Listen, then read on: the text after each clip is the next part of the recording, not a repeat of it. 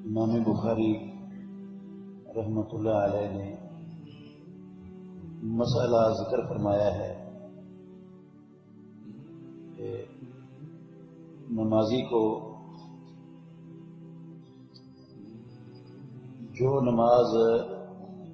جتنی نماز امام کے ساتھ مل جائے وہ پڑھ لینی چاہیے، اور جو اس کے امام کے ساتھ شامل ہونے سے پہلے گزر چکی ہے، جب امام سلام پھیرے تو یہ اس نماز کو پوری کر لے۔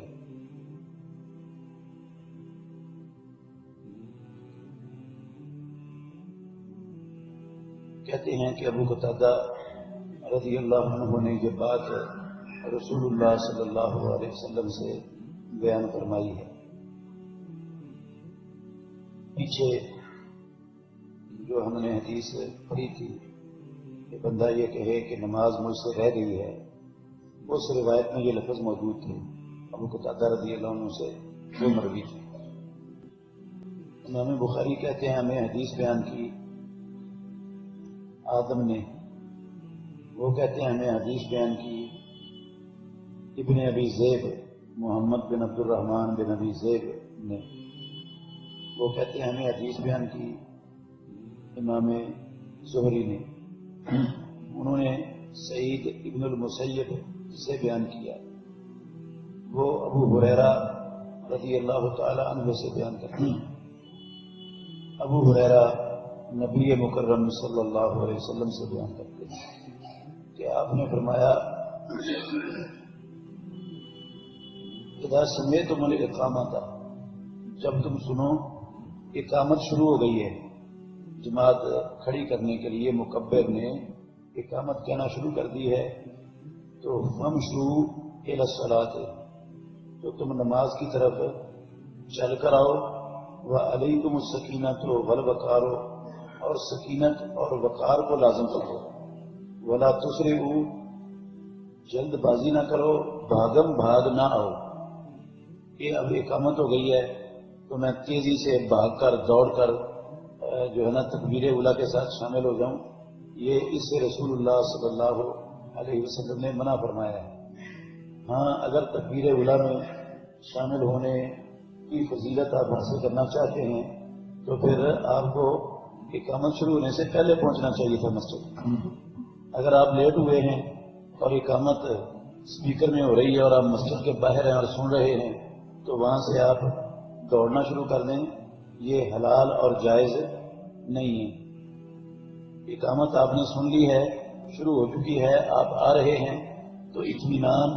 سکون اور وقار کے ساتھ چلتے ہوئے آئیں۔ اگر کوئی رکعت گزر گئی ہے تو دوسری رکعت میں آ کر شامل ہو جائیں، تو امام جتنی پڑھائے وہ آپ پڑھ لیں، اور جو رہ گئی ہے آپ سے امام کے ساتھ وہ آپ سلام پھیرنے کے بعد اس کے اٹھ کر پوری کر لیں۔ اس حدیث سے ایک مسئلہ تو یہ ثابت ہوا کہ نمازی کو نماز کے لیے دوڑ کر نہیں آنا چاہیے، اقامت سن کر سکون اور وقار سے آنا چاہیے۔ دوسرا مسئلہ یہ ثابت ہوا کہ مقتدی جس رکعت میں امام کے ساتھ آ کر شامل ہوتا ہے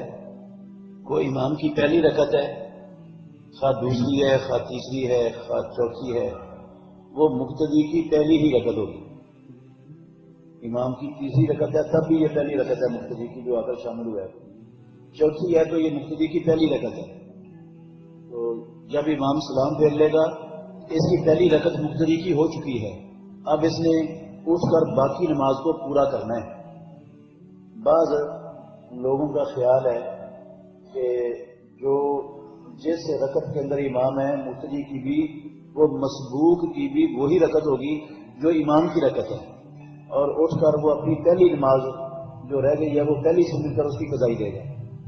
لیکن یہ روایت ابو داود کے اندر آتی ہے جس میں فقزو کے لفظ ہیں کہ جو تم امام کے ساتھ پالو وہ پڑھ لو، اور جو امام کے ساتھ رہ گئی ہے اس کی قضائی دے دو،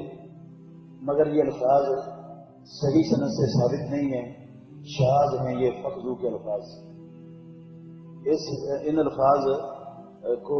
ایک راوی کے علاوہ کوئی اور دوسرے اس کے ساتھی بیان کرنے والے نہیں ہیں، اور وہ دوسروں کی روایت کے خلاف بیان کرتا ہے، تو اس وجہ سے یہ روایت شاذ ہے، یہ الفاظ شاذ ہیں، اور شاذ ہونے کی وجہ سے اس سے مسئلہ ثابت نہیں ہو سکتا یہ رسول اللہ صلی اللہ علیہ وسلم کے الفاظ میں ہیں۔ اور یہ صحیح بخاری شریف کی حدیث ہے، فاطموں کے جس میں الفاظ ہیں، یہ دلیل ہے اس بات کی کہ امام کے ساتھ جتنی نماز ملی ہے وہ اس کی پہلی رکھتے ہیں، اور باقی جو رہ گئی ہے اسے پوری کرنی ہے، قضائی نہیں دینی۔ قضائی ہوتی تو پھر وہ پہلی رکھتے جو رہ گئی ہیں وہ اس کی بھی پہلی ہونی تھی، ان کی قضائی دینی تھی، تو مطلب ہے پہلی ہوئی قضائی اس نے دینی ہے۔ لیکن جب فاطموں کہہ دیا تو اتمو کا مطلب ہے یہ نماز پوری کرنی ہے، جو پہلی آپ کو مل گئی ہے امام کے ساتھ وہ آپ کی پہلی ہو گئی ہے، قضائی نہیں دینی، پوری کرنی ہے، جو رہ گئی ہے وہ پوری کرنی ہے، پہلی آپ کی نماز ہو گئی ہے۔ اللہ ہمیں حدیث سمجھنے اور عمل کرنے کی توفیق عطا فرمائے۔